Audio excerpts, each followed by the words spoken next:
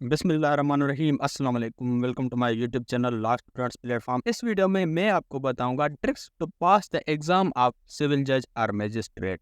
कि सिविल जज या मैजिस्ट्रेट का एग्ज़ाम हम कैसे पास कर सकते हैं वो मैं इस वीडियो में बताऊंगा। तो जो भी चीज़ मैं इस वीडियो में बताऊंगा वो मैंने एक आर्टिकल से पढ़ी थी। जो आर्टिकल सर राहिल समसम अली खान ने लिखा था, जो खुद भी सिविल जज रह चुके हैं और बाद में उसने उससे रिज़ाइन दे दी थी। और जो भी चीज़ें मैंने उस आर्टिकल से पढ़ी हैं और समझी हैं वो चीज़ें मैं इस वीडियो में आपको बताऊंगा। अब हम देखते हैं रिक्वायरमेंट्स। पाकिस्तान में सिविल जज बनने के लिए मुख्तलिफ सूबों में मुख्तलिफ रिक्वायरमेंट्स हैं। जैसे कि पंजाब में LLB करने के बाद कम से कम एडवोकेसी का 2 साल का एक्सपीरियंस होना चाहिए। लेकिन सिंध में लाइसेंस लेने के बाद बंदा एलिजिबल हो जाता है सिविल जज के एग्ज़ाम में अपीयर होने के लिए। अब सिविल जज के एग्ज़ाम की 3 स्टेजेस हैं। कौन कौन से एग्ज़ाम्स होते हैं सिविल जज बनने के लिए? सबसे पहले ऑब्जेक्टिव टेस्ट होती है, उसके बाद रिटन टेस्ट होती है और उसके बाद इंटरव्यू होता है। ऑब्जेक्टिव टेस्ट में स्टूडेंट को कम से कम 50% हासिल करनी चाहिए। एक स्टूडेंट ऑब्जेक्टिव टेस्ट में कम से कम 50% गेन करता है, वो रिटन टेस्ट के लिए एलिजिबल हो जाता है। फिर वो रिटन टेस्ट में 50% गेन करता है तो वो इंटरव्यू के लिए एलिजिबल हो जाता है। तो आगे उसका इंटरव्यू होता है। तो इंटरव्यू में उसका जो इंटरव्यू लेते हैं जज साहिबान, वो डिसाइड करते हैं कि ये बंदा जज बन सकता है या नहीं बन सकता। अब इस वीडियो में मैं आपको वो ट्रिक्स बताऊंगा जिसके ज़रिए एक स्टूडेंट सिविल जज के सारे एग्जाम्स पास कर सकता है। जैसे ऑब्जेक्टिव टेस्ट हो गई, रिटन टेस्ट हो गई और इंटरव्यू हो गया। अब पाकिस्तान में जितने भी सिविल जज के एग्जाम्स हो रहे हैं वो सारे इंग्लिश लैंग्वेज में हो रहे हैं। तो अगर कोई भी स्टूडेंट सिविल जज बनने की ख्वाहिश रखता है तो उसको चाहिए कि वो LLB की डिग्री इंग्लिश में करे। अगर उसने ऑलरेडी उर्दू मीडियम में LLB कर रखी है तो उसको अपनी इंग्लिश पर काम करना चाहिए ताकि वो एक फ्रीक्वेंटली इंग्लिश बोल सके। Avoid taking part in politics. Practice के शुरुआती स्टेज में एक स्टूडेंट को पॉलिटिक्स से दूर रहना चाहिए। थोड़ा बहुत अगर उसमें इन्वॉल्व होता है तो उसमें कोई हर्ज नहीं, लेकिन ज़्यादातर एक स्टूडेंट अगर पॉलिटिक्स में इन्वॉल्व हो जाता है तो ये चीज़ टाइम वेस्ट के अलावा कुछ नहीं। ये जो चीज़ें हैं एक स्टूडेंट को अपने मेन गोल से डिस्ट्रैक्ट करती हैं। लेकिन अगर एक स्टूडेंट सीनियर बन जाता है तो कोई हर्ज नहीं, वो बार की पॉलिटिक्स में इन्वॉल्व हो सकता है। लेकिन प्रैक्टिस की शुरुआती स्टेज में सिर्फ उसको अपनी प्रैक्टिस पे ध्यान देना चाहिए, अपनी पढ़ाई पे ध्यान देना चाहिए। इन पॉलिटिक्स के चक्कर से दूर रहना चाहिए क्योंकि ये चीज़ें उसको मेन गोल से डिस्ट्रैक्ट करती हैं। Say yes to library not bar room. Advocacy की इनिशियल स्टेज पे या प्रिपरेशन के दौरान एक स्टूडेंट को बार रूम को अवॉइड करना चाहिए। बार रूम एक ऐसी प्लेस है जहाँ पर सिर्फ सीनियर लॉयर्स बैठते हैं। लेकिन अगर एक स्टूडेंट जाके वहाँ बैठता है या फिर अगर एक जूनियर लॉयर वहाँ जाके बैठता है तो वो अननेसेसरी डिस्कशंस का शिकार हो जाता है और फिर उसका टाइम ज़ाया हो जाता है। तो अगर एक स्टूडेंट ख्वाहिश रखता है कि वो सिविल जज बने तो ज़्यादा से ज़्यादा लाइब्रेरी में जाके बैठे, अपनी पढ़ाई को टाइम दे और अपनी प्रैक्टिस पे फोकस करे। Making your own notes for preparation. अब ये जो ट्रिक है ये बहुत सारे कॉम्पिटिटिव एग्जाम्स में यूज़ की जाती है। जितने भी सक्सेसफुल कैंडिडेट्स होते हैं वो इस ट्रिक का इस्तेमाल करते हैं, अपने नोट्स बनाते हैं। इस टेक्निक के 2 फायदे हैं। एक तो जो नोट्स आपने खुद बनाए हैं वो आपको जल्दी याद हो जाते हैं और जो भी डेटा आपने एक जगह कलेक्ट की है जब भी आप वो नोट्स खोलते हैं वो सारी डेटा आपको एक ही जगह पर मिल जाती है। इससे आपका टाइम वेस्ट नहीं होता। जैसे कि अगर एक सब्जेक्ट है, आपने उस सब्जेक्ट की तैयारी की और उसका जितना भी मटेरियल है एक बुक से भी कलेक्ट किया, दूसरे से भी कलेक्ट किया, गूगल से भी कलेक्ट किया, यूट्यूब से भी कलेक्ट किया और एक जगह पे लिख दिया। अब उस वक्त तो आपको टाइम लग गया, लेकिन बाद में जब आप रिवीजन करोगे फिर आपको टाइम नहीं लगेगा। सारी की सारी डेटा आपको एक ही जगह पे मिल जाएगी। तो इसके 2 फायदे हैं। एक तो जो नोट्स आप खुद बनाते हैं वो आपके माइंड में फिट हो जाते हैं और दूसरा वो डेटा जो भी आपने कलेक्ट की है आपको एक ही जगह पे मिल जाती है। डू अटेंड लेक्चर्स और trainings organized by bar councils. अब जितने भी बार काउंसिल में ट्रेनिंग्स होती हैं या सेशंस होते हैं वो आपको ज्वाइन करने चाहिए। इसमें ना सिर्फ आपको एक प्लेटफॉर्म मिलता है जहां पर आप सीनियर लॉयर्स और जजेस से सवालात कर सकते हैं, लेकिन ये चीज़ आपके लिए एक मोटिवेशनल फैक्टर साबित होती है जहां पर आप अपने एक रोल मॉडल सीनियर लॉयर से या रोल मॉडल सीनियर जज से इंस्पायर होते हैं और उनसे इंटरेक्ट होते हैं और उनकी ज़िंदगियों से कुछ सीखते हैं। यानी अगर एक सीनियर लॉयर है, आपकी ख्वाहिश है कि उससे मिलें, लेकिन आप इतनी आसानी से तो उससे नहीं मिल सकते। तो इन सेशंस के ज़रिए आप उनसे मिल सकते हैं, उनसे सवालात कर सकते हैं। तो जो भी बार काउंसिल की तरफ से सेशंस ऑर्गेनाइज किए जाते हैं, उनको आपको ज्वाइन करना चाहिए। अब इम्पोर्टेंट सेक्शंस या इम्पोर्टेंट बुक्स, कौन से बुक्स पढ़ने चाहिए, कौन से सेक्शंस पढ़ने चाहिए, कौन से सब्जेक्ट्स पढ़ने चाहिए, इन्हें मैं आपको सब्जेक्ट्स बताता हूँ। जो सब्जेक्ट्स, जिन सब्जेक्ट से इंटरव्यू में भी सवालात आ सकते हैं, रिटन टेस्ट में भी आ सकते हैं, ऑब्जेक्टिव टेस्ट में भी आ सकते हैं। तो सबसे पहला है civil procedure code, criminal procedure code, Pakistan penal code, family Muslim law, specific relief act, transfer of property act, limitation act, contract act 1872 और सिंध रेंटेड प्रीमिसेस ऑर्डिनेंस।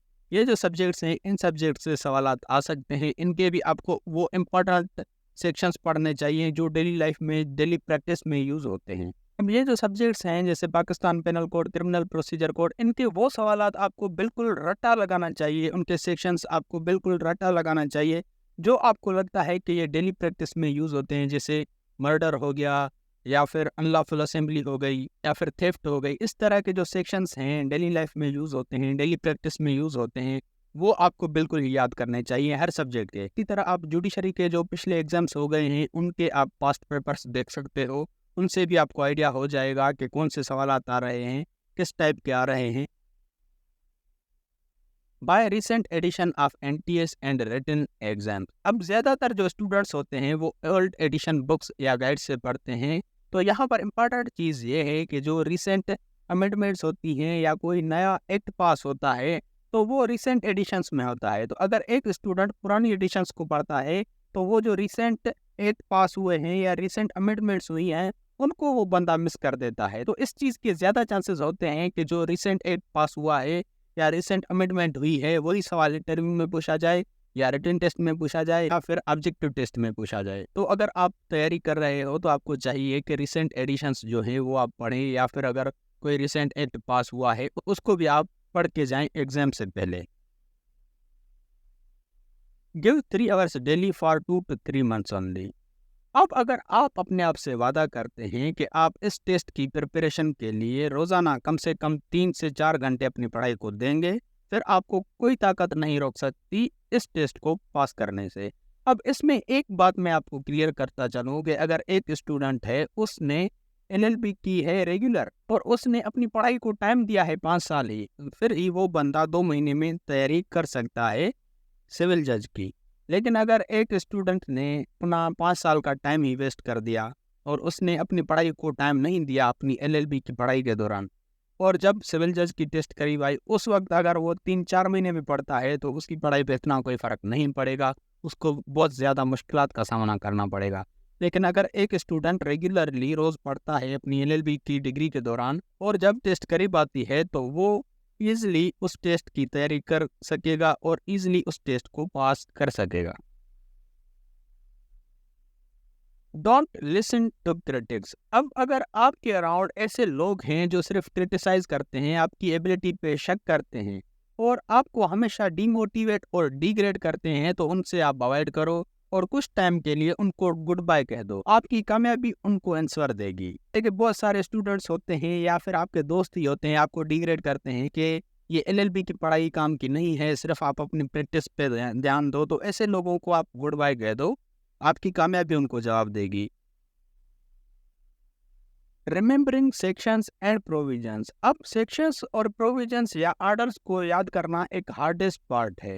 ये जो सेक्शंस है वो बहुत ज़्यादा हैं और अगर हम एक सेक्शन को याद करते हैं तो उस सेक्शन को याद करते हुए दूसरे सेक्शन से कंफ्यूज हो जाते हैं, क्योंकि सेक्शंस बहुत ज़्यादा हैं और वो सेक्शंस बिल्कुल ही एक जैसे होते हैं। अगर आप एक सेक्शन याद करते हो तो वो चीज़ तो आपको याद हो जाएगी, लेकिन बाद में अगर आप दूसरा सेक्शन याद करोगे, तीसरा करोगे, तो वो एक दूसरे से आप कंफ्यूज हो जाते हो, क्योंकि सब एक जैसे होते हैं। उनकी उनकी पनिशमेंट आप उसमें डाल दोगे, उस सेक्शन का नंबर आप उसमें डाल दोगे। और तो इन सेक्शंस की याद करने की जो ट्रिक्स हैं, एक तो ट्रिक ये है कि आप उन सेक्शंस को चैप्टर वाइज डिवाइड कर दो कि ये सेक्शंस एक चैप्टर में आ जाएंगे, इनको हम अलग याद करेंगे, इनको हम अलग याद करेंगे।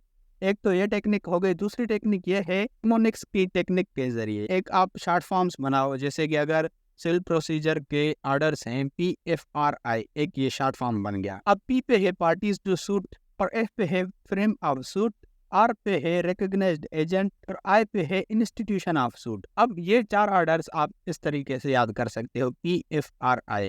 ठीक है, इसी तरह दूसरे भी आप सेक्शंस के जो पहला कैपिटल वर्ड है वो आप आगे लगाओ और उसकी स्पेलिंग बनाओ, और इस तरीके से आप वो सेक्शंस याद कर सकते हो, और चैप्टर वाइज भी आप कनेक्ट करके उनको याद कर सकते हो। तो ऐसे सेक्शंस जो ज़रूरी हैं उनको आप बिल्कुल ही रट्टा बाय हार्ट याद कर दें, ताकि अगर आपसे इंटरव्यूअर पूछ रहा है तो आप वो उनको बता दें। अब वहाँ पर उर्दू भी इस्तेमाल कर सकते हैं। जो चीज़ें मैंने सुनी हैं सीनियर से, वो कहते हैं कि आप इंटरव्यू में उर्दू भी बोल सकते हैं, इंग्लिश भी बोल सकते हैं, दोनों चीज़ें बोल सकते हैं, लेकिन जो आप रिटन टेस्ट देते हो वो तो आपको इंग्लिश में ही लिखनी है। Take deep interest in a case in which you are dealing. अब वो सेक्शंस आप जिंदगी भर नहीं भूलेंगे जो सेक्शन उस केस में इस्तेमाल हुए हैं जो केस आप डील कर रहे हैं। अगर आप एक सीनियर के साथ प्रैक्टिस कर रहे हैं और जो केस आया है उस सीनियर के पास, उसमें आप अपनी दिलचस्पी दिखाते हो, तो जो सेक्शंस, जो मैटर्स, जो केस लॉज उस केस में इस्तेमाल हुए हैं वो आप जिंदगी भर नहीं भूलेंगे अगर आप वहाँ पर अपनी दिलचस्पी दिखा के उस केस पे फोकस करते हैं, उस केस में जो सेक्शंस इस्तेमाल हुए हैं उस पे फोकस करते हैं, तो ये चीज़ें आपको ज़िंदगी भर याद रहेंगी। Take part in legal discussions with your colleagues. अब ये भी एक बहुत अच्छी टेक्निक है उन स्टूडेंट्स के लिए जो स्टूडेंट्स एक ही जगह पर 4-4 घंटे बैठ के बुक्स नहीं पढ़ सकते। इनको चाहिए कि अपने कोलीग्स के साथ वो लीगल डिस्कशंस करें, तो ये एक चीज़ की ग्रुप स्टडी में हो जाएगी और वो लोग बोर भी नहीं होंगे और उनको एक आदत पड़ जाएगी स्टडी को टाइम देने की। जैसे कि अगर हम सॉन्ग सुनते हैं तो वो हमें ज़्यादा याद होते हैं एज़ कम्पेयर टू जो हम पोइट्री पढ़ते हैं वो हमें इतनी याद नहीं रहती। तो अगर आप अपने कोलीग से जो चीज़ें सुनोगे वो चीज़ें आपको ज़्यादा याद रहेंगी एज़ कम्पेयर टू जो चीज़ें आप खुद अकेले में पढ़ोगे। तो अकेले भी पढ़ो और अपने कोलीग्स के साथ, अपने फ्रेंड्स के साथ लीगल डिस्कशंस भी करो।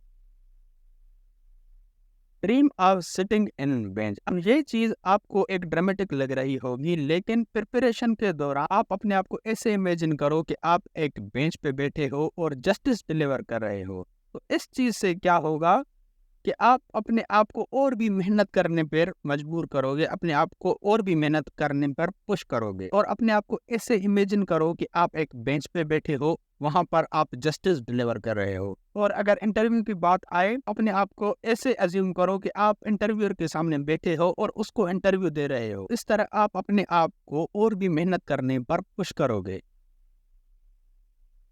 Presentation in written exam. जो भी सवाल आपसे एग्जाम में पूछे गए हैं उनका ब्रीफ और टू द पॉइंट जवाब दो, और उसमें आप हेडिंग्स और सब हेडिंग्स दो, क्योंकि लैक ऑफ टाइम की वजह से जजेस पूरे सवाल नहीं पढ़ते, तो उनकी हेडिंग्स और सब हेडिंग्स पढ़ते हैं। तो आप वहां पर सब हेडिंग्स दो, हेडिंग्स दो, और जो सवाल पूछा गया है वही दो। अगर एक सेक्शन का एक छोटा सा पार्ट पूछा गया है तो वही लिखो, पूरा का पूरा सेक्शन नहीं लिखो। टू द पॉइंट जो सवाल किया गया है वही सवाल लिखो। हैंड राइटिंग जो है वो बहुत मैटर करती है। अगर आपने जो सवाल लिखा है वो बिल्कुल सही है, लेकिन खराब हैंड राइटिंग की वजह से जो पढ़ी भी ना जा सके, उस सवाल का कोई भी फायदा नहीं। अगर आपकी राइटिंग इतनी अच्छी नहीं है, फिर भी एटलीस्ट उसको इतना लिखो ताकि वो विजिबल हो और कम से कम वो सवाल समझ आ जाए। अगर वो सवाल समझ ही नहीं आ रहा पढ़ने वाले को, अगर सही भी है, फिर भी उस सवाल का कोई भी फायदा नहीं। Read final orders and judgments in your case file. Sir written exam में ये सवाल भी आता है कि किसी भी सूट की ड्राफ्टिंग या कंपोजिंग कैसे की जाती है। तो ये चीज़ भी बेटर है कि आप उन ऑर्डर्स को पढ़ें, केस लॉज के साथ पढ़ें, और कैसे ड्राफ्टिंग की जाती है वो चीज़ें आप पढ़ें।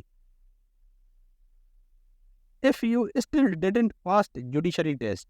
अगर आप मेहनत करने के बावजूद भी जुडिशरी की टेस्ट पास नहीं कर सकते, सो डोंट लूज होप। आप अभी भी एक वकील हैं, और ये एक ऐसा प्रोफेशन है जो मुख्तलिफ ममालिक के प्रेसिडेंट्स ने अडॉप्ट किया हुआ है। जुडिशल पोजीशंस या जजेस की एक अपनी रिस्पेक्ट, अपना पावर है, लेकिन एक सक्सेसफुल वकील को कोई भी बीट नहीं कर सकता। तो अगर आप इस टेस्ट को पास नहीं भी कर सकते तो आप एक वकील हो, और एक सक्सेसफुल वकील के आगे कोई भी बंदा टिक नहीं सकता। और जिस बंदे ने ये आर्टिकल लिखा था, सर राहिल शमशम अली खान ने, वो खुद भी सिविल जज बना था और उसने बाद में रिज़ाइन कर दी थी और वापस वो वकील बन गया था। तो अगर आप इस टेस्ट को पास नहीं कर सकते तो आप अपनी एडवोकेसी पे ध्यान दें, सक्सेसफुल लायर बने, और एक सक्सेसफुल लायर को कोई भी बीट नहीं कर सकता। उम्मीद है कि ये वीडियो आपके लिए इन्फॉर्मेटिव रही होगी, और जो सब्जेक्ट्स मैंने आपको बताए, जो सब्जेक्ट सिविल जज में आ सकते हैं, जैसे Pakistan penal code, contract act, specific relief act, limitation act, transfer of property, इन सब्जेक्ट्स के लेक्चर्स मैंने बनाए हुए हैं जो मेरे इस चैनल पे पड़े हुए हैं। मेरे चैनल की प्लेलिस्ट जाके देखते हैं तो आपको हर सब्जेक्ट की अलग प्लेलिस्ट मिल जाएगी। मेरे लिए भी दुआ करें कि इंशाल्लाह मैं भी इस टेस्ट को क्रैक करूं। ख्वाहिश तो यही है कि इंशाल्लाह हम भी इस टेस्ट को पास करेंगे। तो वीडियो इन्फॉर्मेटिव लगी तो इस चैनल को सब्सक्राइब लाजमी करें, अपने दोस्तों के साथ ये वीडियो लाजमी शेयर करें।